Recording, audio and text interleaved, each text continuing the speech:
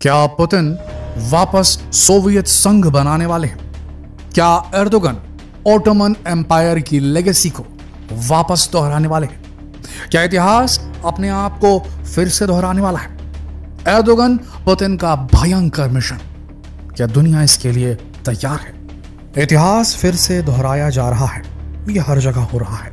भारत में अखंड भारत की बात हो रही है। वो कालखंड जब भारत अफगानिस्तान तक फैला हुआ था, उस वक्त की बात हो रही है।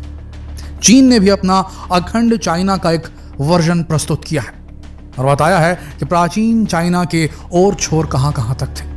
वहीं जब से प्रेसिडेंट रजब तैयब एर्दोगन तुर्की की कमान संभाले हुए हैं, तो तुर्की का डिफेंस उद्योग बेहद तेज गति से बढ़ रहा है और वो बार बार ये कहते हैं और उनकी चाहत हर बार उनके एक्शन से सामने आती है कि वो मुस्लिम वर्ल्ड के लीडर बनना चाहते हैं। ठीक वैसे ही जैसे कभी ओटोमन एम्पायर के दौरान था। सब कुछ ओटोमन एम्पायर के कब्जे में था, पूरा मिडिल ईस्ट इंक्लूडिंग सऊदी अरब। पर जब भारत, चाइना और तुर्की जैसे देश प्लानिंग और प्लॉटिंग के फेस में है, एक राजनेता ऐसा है रूस का, जिसने इसे एग्जीक्यूट करना शुरू कर दिया है। बात कर रहे हैं रूस के प्रेसिडेंट व्लादिमीर पुतिन। सन 1999 से अब तक 25 साल हो चुके हैं, वही प्रेसिडेंट है रूस के, और उन्होंने अपने सोवियत संघ को वापस से बनाना शुरू कर दिया है। ये कहें तो क्या गलत होगा?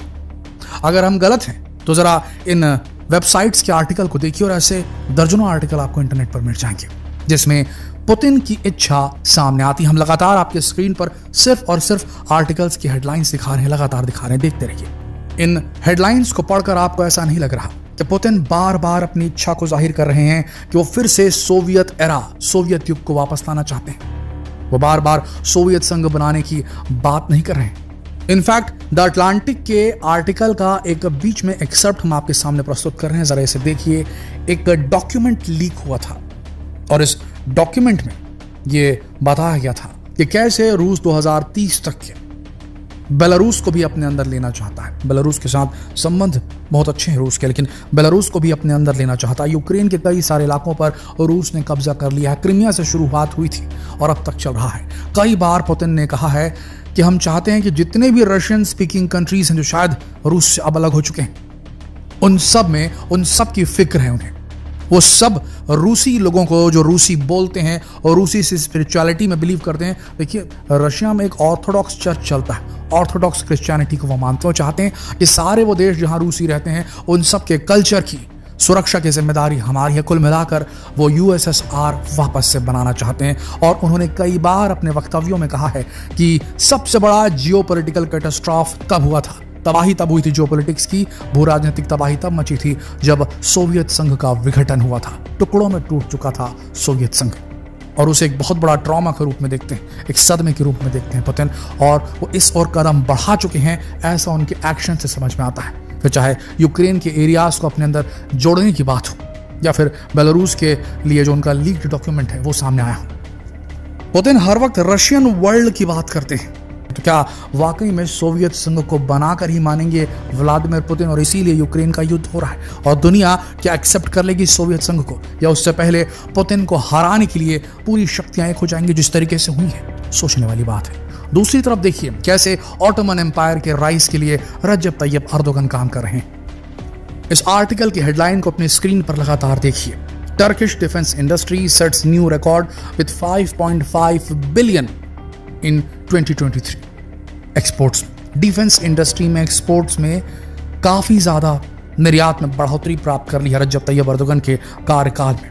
तुर्की ने 5.5 बिलियन, 6 बिलियन का उनका प्लानिंग है, अगला टारगेट है।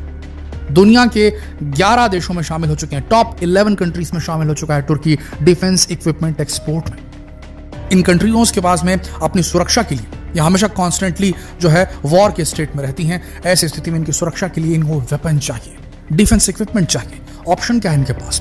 रूस या अमेरिका, दोनों के हथियार बेहद महंगे हैं और दोनों अपने हथियारों के बदले ऐसे जियोपॉलिटिकल स्टेटमेंट और बिहेवियर अपनाने के लिए बोलते हैं इन देशों को, क्यों? जिसके खिलाफ है।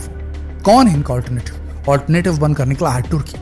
तुर्की सबसे इंपॉर्टेंट चीज क्या कर रहा है? तुर्की इन्हें क्वालिटी प्रोडक्ट दे रहा है यूरोपियन, रशियन, अमेरिकन से सस्ते दामों पर। और क्योंकि तुर्की एक नेटो नेशन है, तो वो नेटो स्टैंडर्ड के बेहतरीन इक्विपमेंट दे रहा है मुस्लिम कंट्रीज के लिए सबसे बेहतरीन ऑल्टरनेटिव या समझ लीजिए वेपन एक्सपोर्टिंग का जो गॉडफादर है वो तुर्की बन चुका है, जिसके चलते उसके डिफेंस एक्सपोर्ट लगातार बढ़ते चले जा रहे हैं। और एर्दोगन बार बार स्ट्रेस कर रहे हैं कि उनका डिफेंस इंडस्ट्री मैन्युफैक्चरिंग ये सबसे ज्यादा इंपॉर्टेंट है और उसके लिए वो बजट R&D के लिए ताबड़तोड़ पैसा पानी की तरह बहा रहे हैं। उन्हें मालूम है कि उन्हें अगर ओटोमन एम्पायर की लेगेसी को वापस लाना है तो सबसे पहले सारे मुस्लिम कंट्रीज को अपने अंडर लाना होगा, और जिसके लिए बड़ी चालाकी से तुर्की नेटो की ब्रांडिंग का इस्तेमाल कर रहा है, नेटो स्टैंडर्ड के, और बहुत इनोवेटिव तरीके से उसने अपने हथियारों को डेवलप किया है। पहले तुर्की निर्भर था अमेरिका के ऊपर, उसकी हार्पून मिसाइल खरीदा करता था, लेकिन सबसे पहले उसने अपनी निर्भरता को हटाया और अटमाका एंटी शिप मिसाइल खुद की डेवलप करी। Surface to surface missile 200 kilometre तक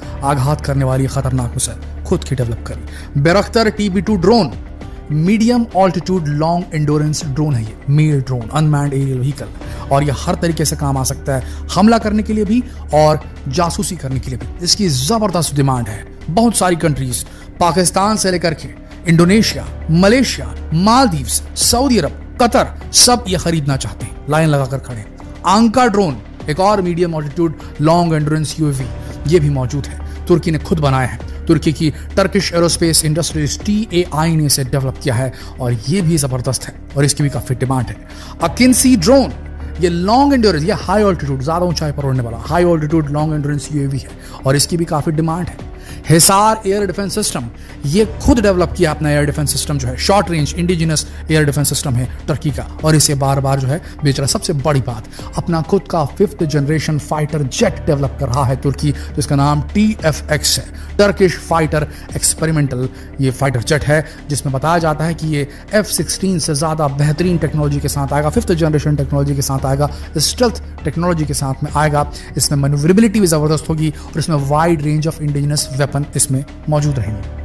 बड़ी बात यह है कि जो की टेक्नोलॉजीज है इसके लिए तुर्की डिपेंडेंट नहीं है अमेरिका के ऊपर में, खुद का इंजन डेवलप कर रहा है, सबसे बड़ी बात यह है। और इसने अपना खुद का दुनिया का पहला इनोवेटिव डिफेंस इक्विपमेंट भी बना रहा है, दुनिया का सबसे पहला युद्धपोत जो ड्रोन्स को लेकर जाएगा, ऐसे ड्रोन्स जो हमलावर ड्रोन्स है, ऐसा युद्धपोत बनाने में कामयाबी हासिल की है तुर्की ने। दुनिया का पहला युद्धपोत जो ड्रोन्स लेकर जाएगा, नाम है TCG एनाडुलो। ये एक एम्फीबियस असॉल्ट शिप है जो लाइट एयरक्राफ्ट कैरियर जैसे काम करता है।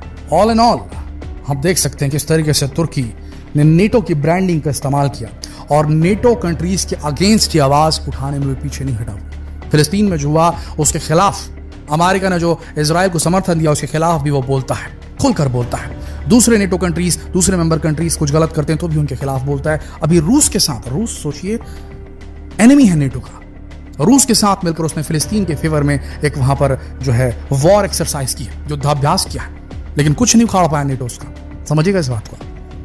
तो ये दोनों कंट्रीज जो हैं, पुतिन की रशिया और एर्दोगन का तुर्की, ये दोनों अपने इतिहास को वापस से रिकैप्चर करने की कोशिश कर रहे हैं, पर सवाल ये कि क्या दुनिया इसके लिए तैयार है। जब ये दोनों अपने अपने मिशन को पूरा करने के लिए आगे बढ़ेंगे तो जिन लोगों ने कब्जा के रखी है इनकी जमीनें, यूं कह लीजिए अपने इन्फ्लुएंस को वहां पर फैला के रखा है, अमेरिका ने सोवियत संघ से टूटे देशों के ऊपर अपने प्रभाव को बना के रखा है, और मिडिल ईस्ट के अंदर जहां ऑटोमन एम्पायर हुआ करता था, कई सारी कंट्रीज को अपने फेवर में ले लिया है अमेरिका ने। तो यहां पर जो अमेरिका की एंट्री है, प्रभाव है, उसे खत्म करने की कोशिश में दोनों जुटे हुए पूरी ताकत के साथ।